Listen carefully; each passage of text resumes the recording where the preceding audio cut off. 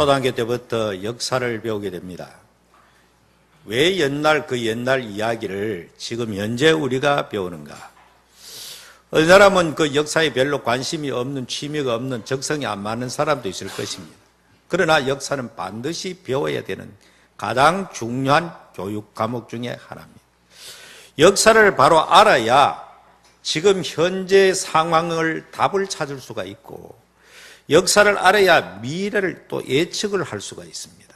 왜냐하면 역사는 반복되어지기 때문입니다. 그리고 성경에도 보면은 해 아래는 새 것이 없다 했기 때문에 항상 그것이 리바이벌 돌아가면서 반복적으로 나타나는 것이 역사의 교훈입니다. 예를 들어가 지금 우리나라가 국가적으로 여러 가지 어려운 상황에 있습니다.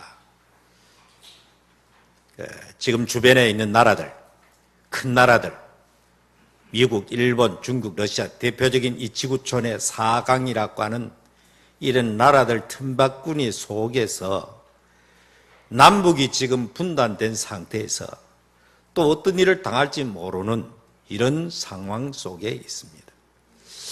100여 년 전에 우리나라가 일본에게 국거를 잃어버릴 때도 청나라, 러시아, 일본, 미국 마찬가지로 그들의 4강에 의해서 우리의 국가의 운명이 그렇게 결정되어져 버리고 만 것입니다.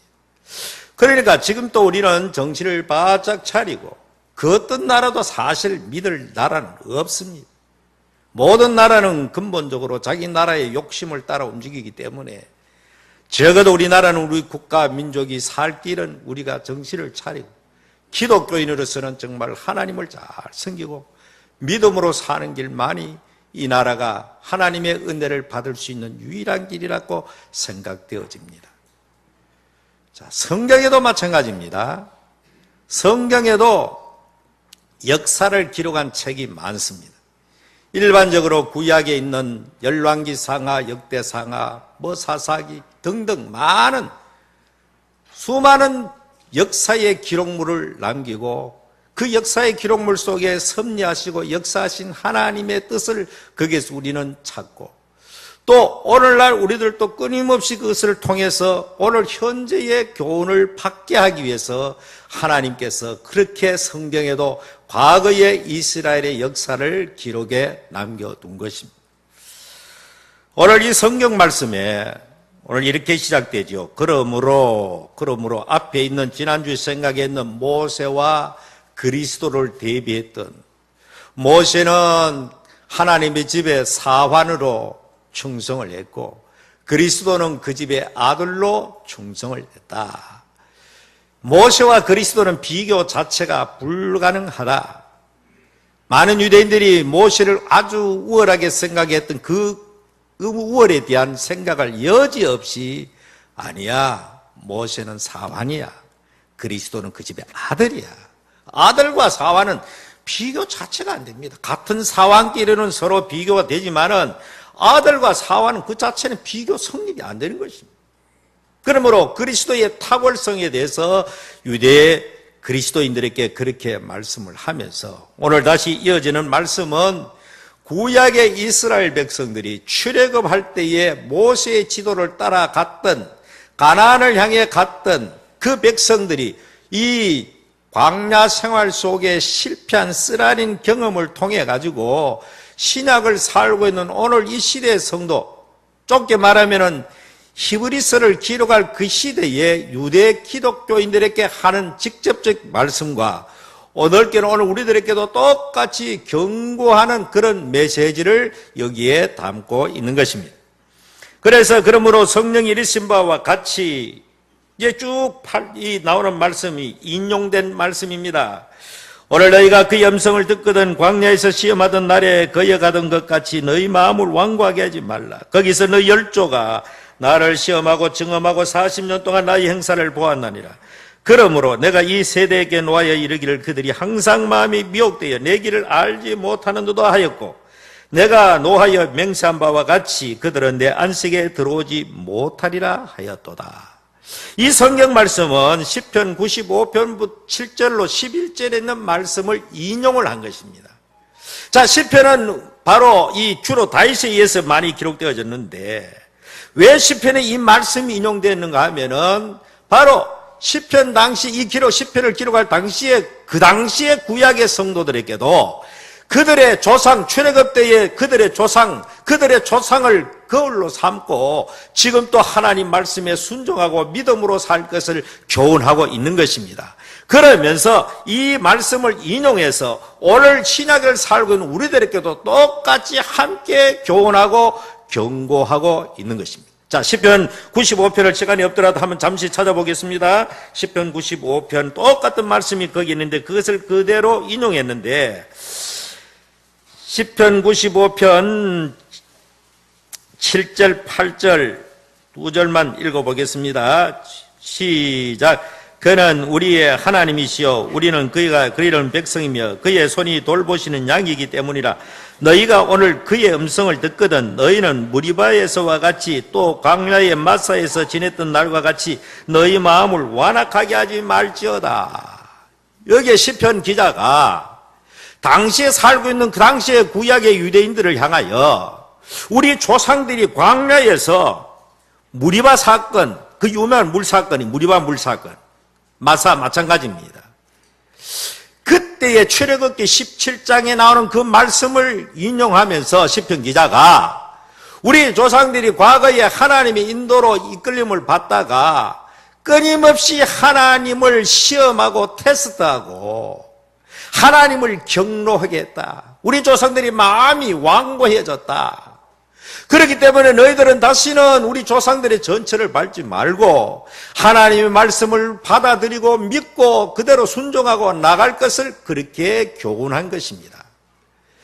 출애굽기 17장에 보면은 어떤 장면이 나옵니까? 르비딤에 도착했을 때에 백성들이 물이 없으므로 모세와 아론을 원망하게 됩니다.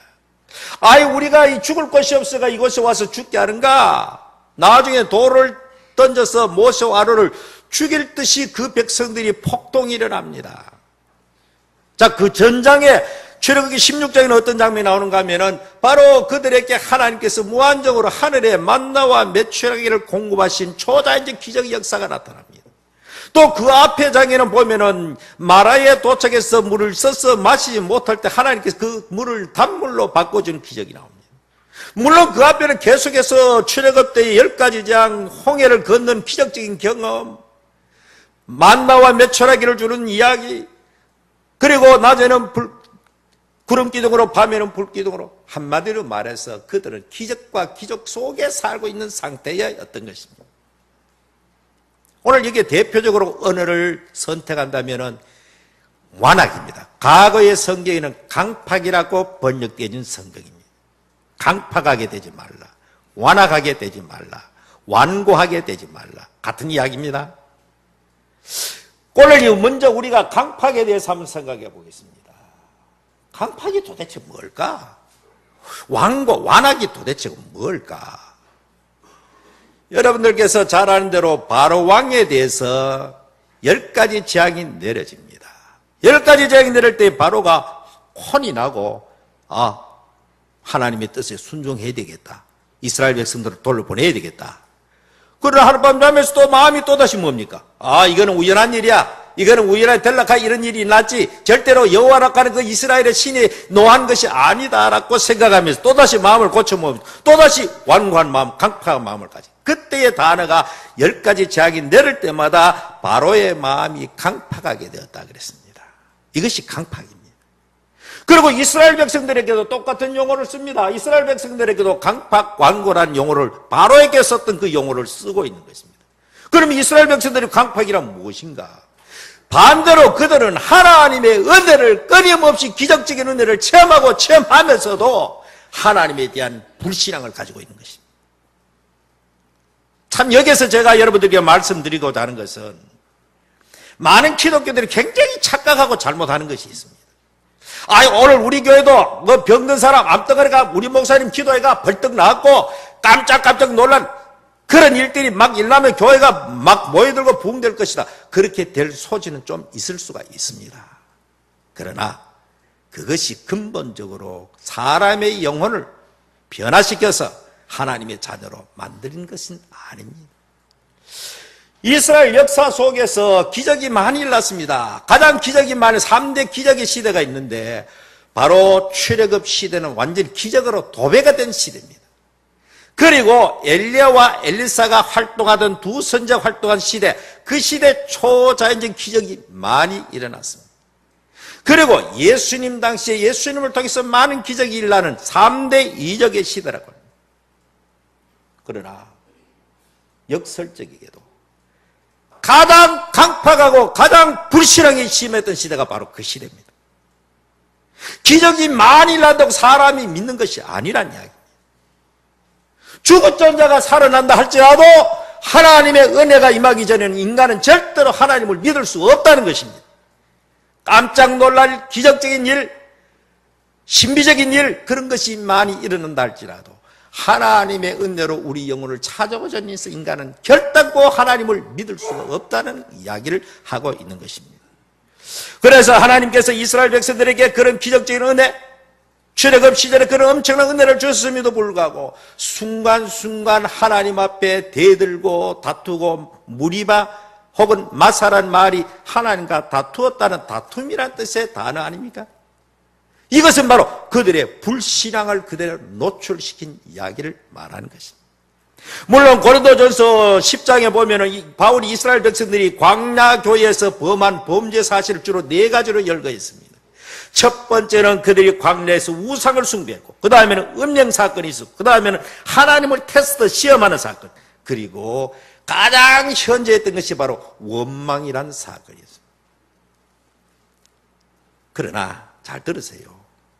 이 4가지 죄를 열거했지만은 근본이 뭡니까? 불신앙입니다. 믿지 아니함입니다. 모든 인간의 윤리적 죄가 그 자체가 죄가 중요하기보다는 근본적으로 그 바탕에는 하나님을 믿지 아니하는 믿음이 없음, 불신앙이 토대가 되어서 일어난 하나의 자각적인 현상입니다. 그래서 출애굽기에서 여기에 다른 것을 언급하지 아니하고 그 많은 죄를 언급하지 아니하고 이 인용한 것은 바로 무리바의 물사건을 인용한 것입니다. 윤리적 죄를 건드리지 않았습니다. 하나님께서 어제도 기적을 주시고 오늘도 기적으로 날마다 그들 입히고 먹이고 일끌어 가시는데도 불구하고 물이 없으면은 여기도 하나님의 뜻이 있을 것이다라고 생각하고 그들이 기도하고 하나님 뜻을 찾으면은 하나님이 해결할 방법 주지 않겠습니까? 그럼에도 불구하고 그때만 되면 조금만 오르면은 그만 입을 열어 하나님을 원망하고 모세를 대적하고 애굽으로 돌아가자. 하나님이 살아계시느냐? 하나님이 살아계시면 물을 내봐라. 하나님을 하나의 테스트 대상, 시험의 대상으로 여겼던 그들의 그 불신앙에 대해서 오늘 히브리서 기자가 그것을 인용해서 경고를 하고 있는 것입니다. 다시 말하면 오늘 우리 성도들, 사랑하는 성도들 여러분들이요, 이스라엘 백성들이 애굽에서 나와서 가나안에 가는 이 전 과정은 오늘 우리가 이 세상이라고 하는 애굽에서 하나님의 부름을 받고 교회라고 하는 광야 교회를 통해서 천국 갈 때까지 하나의 그림입니다. 그런데 우리가 좀 알아야 되는 것은 히브리서 나중에 나옵니다만은 우리를 경주자로 표현을 합니다. 천국을 향하여 가는 경주자. 저는 그 말씀을 묵상하면서 단순하게 평평한 필드에서 달려가는 그런 경주가 아니고 우리가 천국까지 가는 그 경주는 마치 장애물 경기와 같다. 올림픽에 보면은 장애물 경기가 있습니다. 어떤 애 그물망 밑으로 기어가기도 하고 웅덩이를 파놓고 물로 건너가기도 하고 어떤 거는 막 그냥 장애물을 가서 허들을 뛰어넘기도 하고 여러 가지 과정을 통해서 고린 지점까지 달려가듯이 하나님께서 우리에게 천국 가는 그날까지 성도가 무풍지도를 그냥 평탄하게 그렇게 달려가는 것이 아니고 고비고비 순간순간 하나님이 우리를 테스트하는 과정이 수도 없이 있습니다. 그때마다 우리는 낙심하지 말고 주저하지 말고 하나님이 계시냐 안 계시냐 이런 불신앙에 빠지지 말고 우리를 애굽에서 홍해를 건너가게 하신 하나님이라면 반드시 가나안 땅에 우리를 이끌어갈 줄 믿고 믿음으로 전진하고 전진해야 되는 것이 이스라엘 백성들이 마땅히 취할 태도였습니다. 마찬가지로 오늘도 우리는 이 세상의 수많은 사람 가운데서 그리스도로 말미암아 하나님이 독생자를 희생시키면서까지 우리를 사랑하여 선택하여 불러내어 하나님의 자녀로 삼아 주셨는데 천국 가는 그날까지 육신적으로 이 세상에 살면서 여러 가지 장애물을 많이 만날지라도 그때마다 낙심하고 주님을 떠나는 이런 일을 지금 경고하고 있는 것입니다. 그러니까 우리가 이 세상에 살면서 좀 어렵다 하는 것은 큰 문제가 아닌 것입니다. 천국을 향하여 가는 순례자인 우리 성도들이, 여러분, 광야가 편하면 얼마나 편하겠습니까? 하나님이 광야에서 만나와 메추라기를 주시고 불기둥 구름기둥 인도했지만은 반석에서 물을 공급했지만 광야는 광야일 뿐입니다. 그들이 하나님이 최소한 데 살 수 있는, 생존할 수 있는 그것은 주셨지만은 광야는 낙원이 아닙니다. 그러므로 광야의 생활이라고 하는 것은 을의 것, 그런 삶이라는 것을 염두에 두고 살아야 되는 것입니다. 쉽게 말하면 오늘 예수 믿고 천국 가는 그날까지 우리 성도들이 이 세상 자체가 광야임을 항상 인식하고 어려운 일을 당할 때마다 원망 불평으로 폭발할 것이 아니라 여기에도 무슨 하나님의 뜻이 있을 것이다. 내게 어떤 문제가 주어지면 반드시 여기도 하나님의 뜻이 있을 것이다. 그런데 많은 사람들이 불신앙으로 빠져버립니다. 하나님이 나를 사랑하지 않는 모양이다. 하나님이 나를 버린 모양이다. 이런 식으로 끊임없이 무너지고 있는, 그래서 가장 중요한 그리스도로부터 분리되고 다시 세상으로 떠나가 버리는 이런 유혹을 끊임없이 받게 되는 것에 대한 경고를 하고 있는 것입니다. 비록 무리바에서 하나님께서 물을 내어주셨지만 이미 이것은 예정된 일입니다. 조금만 참고 기다리고 있으면 하나님이 때를 따라 도신 은혜로 우리를 이끌어갈 것인데, 그들은 그걸 참지 못하고 결국 이렇게 함으로 말미암아 그들의 왕관 때문에 비단 그것뿐 아니죠. 수도 없이 그런 일이 40년간 반복된 그들의 삶 속에서 하나님께서 결과적으로 그들은 내가 노아의 명령과 같이 그들은 내 안식에 들어오지 못하리라. 그 안식이 무엇입니까? 가나안 땅에 들어가는 영광과 은혜를 누리지 못하고 광야에서 전부 다 40년간 헤매다가 다 모래밭에서 죽을 수밖에 없는 그런 처지에 된 것을 경고하고 있는 것입니다. 이스라엘 백성들이 과거에 그렇게 했다면 오늘 우리 신약을 살고 있는 오늘 바로 우리들도 동일한 하나의 모델 거울과 같이 우리들을 비춰주고 있는 것입니다. 그래서 그 밑에 있는 말씀을 한번 우리가 참고를 하겠습니다. 12절 말씀, 형제들아 너희는 삼가 너희 중에 누가 믿지 않는 악한 마음을 품고 살아계신 하나님께 떨어질까 조심할 것이다. 자, 이것은 또다시 히브리서의 기록 목적을 알아야 됩니다. 항상 어떤 성경에 가장 기록한 그 목적, 가장 큰 테마를 우리는 주의를 기울여야 되는 것입니다. 히브리서는 다시 말하면 유대 백성, 유대인들이 복음을 듣고 예수께로 왔다가 핍박과 박해가 있으니까, 고난이 있으니까, 힘드니까 아이고 다시 옛날 믿던 대로 돌아가자. 다시 모세로, 율법으로, 그래도 우리 동족들하고 척지는 것보다는 그래도 우리 동족들하고 함께 가는 게 낫겠지. 그래도 뭔가 율법적으로 모세의 율법도 열심히 지키면은 뭔가 하나님께서 은혜를 주시지 않겠는가. 이래서 다시 모세로, 율법으로, 유대교로 돌아가는 그 사람들에 대한 경고가 히브리서의 가장 중요한 테마입니다. 다시 말하면 이 성경은 그들의 초대 기독교 예수 그리스도의 복음을 받은 유대 기독 신자들을 향하여 너들이 비록 어렵고 환난이 있고 고난이 있다 해가지고 다시 떠나가는 것은, 그리스도를 떠나가는 것은, 그것은 바로 살아계신 하나님께로부터 떠나가는 것이다. 결단코 거기에는 하나님의 은혜가 있을 수가 없고 구원이 있을 수가 없다는 것을 경고하고 있는 것입니다. 그러면서 13절 우리 다 같이 한번 크게 읽어볼까요? 시작.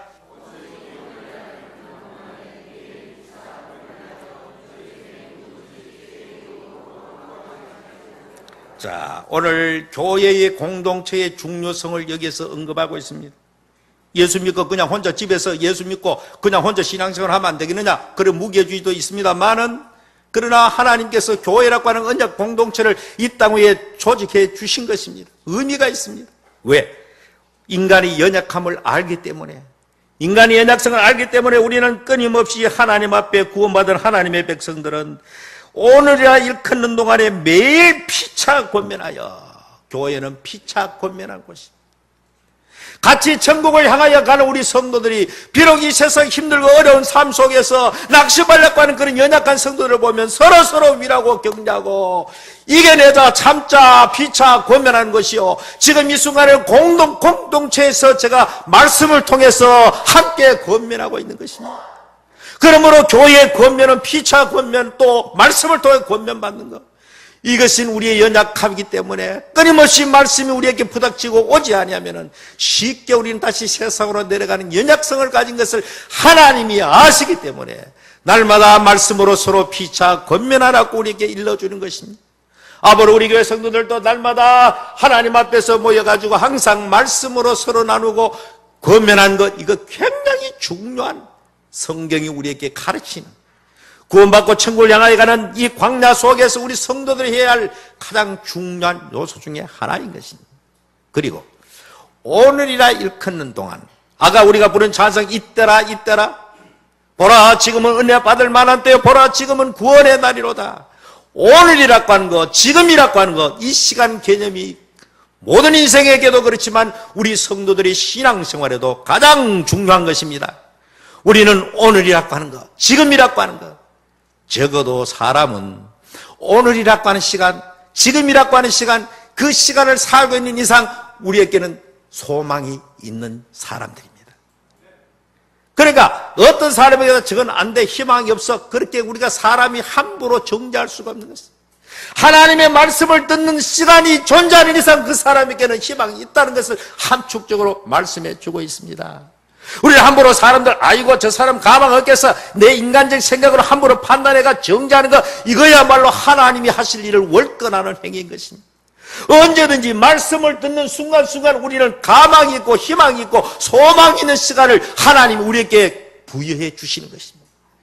그러므로 오늘 우리들도 바로 오늘 지금 이 순간, 이것이야말로 언제나 우리에게는 새로운 소망을 주는 시간이요, 은혜를 주는 시간이요, 희망이 우리에게 있음을 알게 하는 시간인 것입니다. 내가 살아있다는 것 자체가 소망이 있으며 희망이 있으며 우리에게는 생명이 우리에게 있음을 말씀하고 있는 것입니다. 아무도 오늘 우리 성도들 가운데서 오늘이라고 하는 이 소중한 시간을 함부로 허비하는 그런 사람 없기를 주의 이름으로 축원합니다. 언제 내게 오늘이라는 시간이 박탈될지 알 수가 없기 때문입니다. 오늘 밤에 내가 오늘 밤이라 오늘이라고 하는 시간이 내게 사라질지 모르기 때문에 찰나, 순간, 지금, 오늘 이 시간, 순간순간이, 매 순간순간이 사랑하는 성도 여러분, 여러분의 이웃들과 여러분의 가족들 가끔가다 생각하면은 정말로 이 세상에 우리가 가족 공동체, 교회 공동체 얼마나 소중한 것입니까? 그럼에도 불구하고 우리는 천년만년 사는 걸로 잘못 착각하고 항상 오늘이 있을 줄로 착각하고 그렇게 서로 원망하고 불신하고 반목하고 그렇게 살아가는 것입니다. 미련한 인생들입니다. 여러분, 오늘이라고 하는 시간은 언제나 내게 오늘이 있지 않습니다. 오늘이 마지막이도 될 수 있다고 하는 그 절박한 마음을 가지고 우리가 신앙생활을 해야 되는 것입니다. 모든 신앙생활은 항상 종말론적 신앙생활을 해야 되는 것입니다. 오늘이 내가 마지막이다, 오늘 밤에도 주님이 오실 수가 있다, 이 두 가지 개인적 종말과 역사의 종말을 함께 가지고 살아가는, 그래서 오늘 이 순간 최선을 다하고 후회 없는 삶을 살기를 주 이름으로 축원합니다.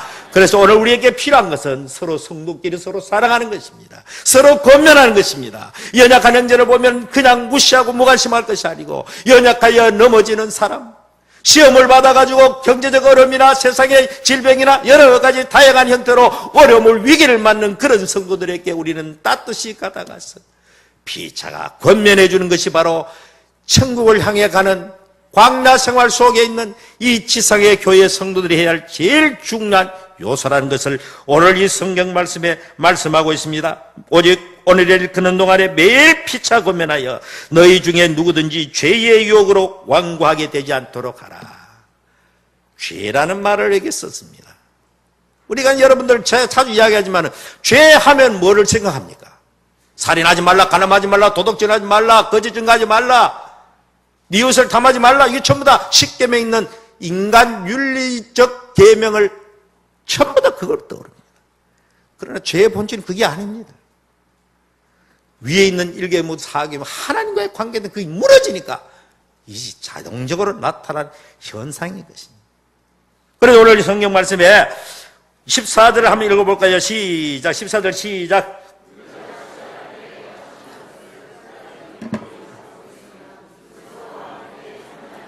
여기에 이제 해답이 나옵니다. 우리가 시작할 때 확실한 것을 이 당시에 유대 신자들에게 다시 율법으로 돌아가려고 하는 그런 여러 가지 형태의 그런 사람들에게 우리가 시작할 때에 확신한 것을, 이들이 시작할 때 확신한 것이 무엇입니까?